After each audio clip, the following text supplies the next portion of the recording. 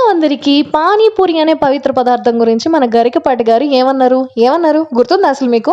ఈ పూరి అని ఉంటుంది ఒక పవిత్ర పదార్థం. ఓ మురుక్కాల ఓ పక్కన ఓ బడ్డీ పెడతాడు వాడు, ఇంత పెద్ద సంచి ఎడతాడు, దాని నిండా ఏమిటో ఇలాగా మొత్తం బూర్లు కాడి బూరుల్లో ఉంటాయి అన్ని కూడాను, ఇంతంత గొట్టాలు, అదేమో చెదపడం, అందులో ఏదో రసమో నీరసమో ఏదో పోస్తాడు, అది తినడం, ఇంకా వై అన్న. వాడి చెయ్యి పవిత్రం, ఆ పానీ పవిత్రం, ఆ పూరి పవిత్రం, ఆ సంచి పవిత్రం, ఆ గరిటె పవిత్రం, పక్కన మురిక్కాల పరమ పవిత్రం. ఏమిటో ఈ మధ్య పవిత్ర అనే పదానికి పవిత్రత లేకుండా పోతుందనమాట. అన్ని పవిత్రతల మధ్య అక్కడ తినలేక ఇక్కడ పవిత్రంగా నేను స్టార్ట్ చేశాను అనమాట. ఇప్పుడు నా పానీ పవిత్రం, పూరి పవిత్రం, నా చెయ్య పరమ పవిత్రం, నా గరిట పవిత్రం, నా ఉల్లిపాయలు పవిత్రం, మా ఆయన పరమ పవిత్రం, మా పక్కింటి ఆయన కోసం నాకు తెలీదు.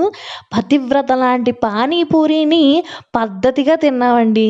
మీరు మాత్రం చూసి అలా వెళ్ళిపోకండి, సబ్స్క్రైబ్ చేసుకుని లైక్ కూడా కొట్టండి.